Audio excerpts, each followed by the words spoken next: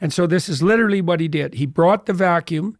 It was a stand-up vacuum. He brought that into his room, but he only got it to the threshold. And then he left it 45 degrees across the door, leaning, and he walked over it for a whole week.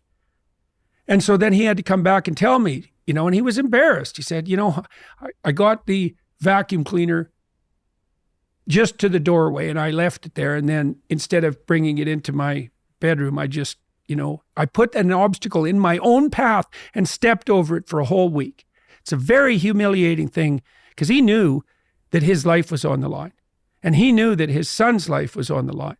And he knew that he was one useless bastard for not being able to bring that vacuum cleaner into the room, But the proper interpretation of that in part is, well, you got the bloody thing out of the closet, didn't you? So what we did was renegotiate. This is called collaborative empiricism. It's a behavioral approach for clinicians. And the collaboration is, well, as I said, what's the problem? Diagnosis. What's the potential solution? The person has to be on board with all this, right? I mean, they have to be the people who decide that's the problem. You can't enforce that on them. They have to discover it for themselves.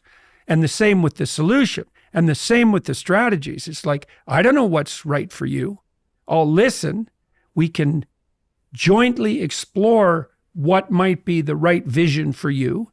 And then we can break that down into a strategy, but you have to be on board with the strategy. You have to feel that this is right for you. It's absolutely 100% crucial that it's voluntary. And then we'll say, okay, well, maybe this is a solution. Why don't you go implement it? Come back next week after having attempted this. Let's see how it went. And sometimes people come back and say, well, that went great and it started me and I did 3 other things and what, we seem to be on the right track. And sometimes they come back and say, nope, that didn't work at all, like with the vacuum cleaner. And so then you have to think what you do in that situation is make the task smaller. If you make the task small enough, I've never seen anyone not be able to progress if they made the task small enough. But, that can be pretty humiliating. Now, the upside is that once you take that first step, you've looked the beast in the face and you'll start progressing, not linearly, but exponentially in speed. So what's cool is that it doesn't really matter how small that first step is because it'll start doubling, and anything that doubles grows unbelievably quickly. And so that's a very useful thing to know too. And that's true when you're learning anything new.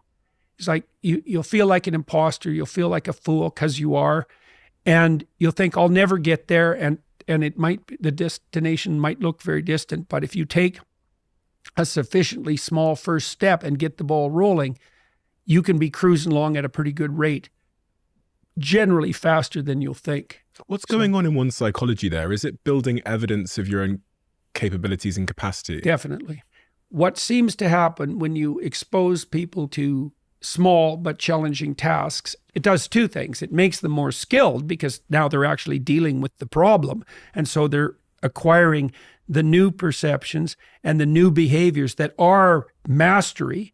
So they're actually expanding their domain of conceptual structures and actions. That's both conception and skill. But at the same time, they're seeing themselves as the actors that can change the direction of their life.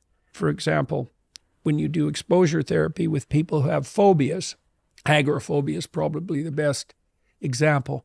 So agoraphobia is a condition where people will become so terrified generally of life that they often literally can't go outside their house. If they go outside their house, they're